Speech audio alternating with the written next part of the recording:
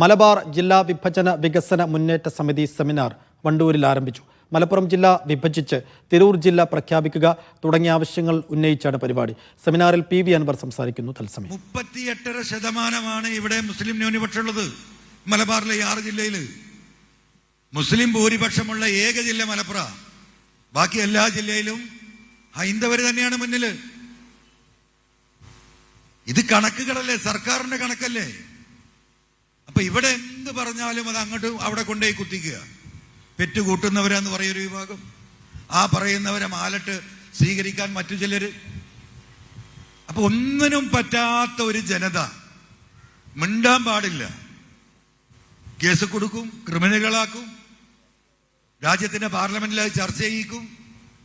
അങ്ങനെ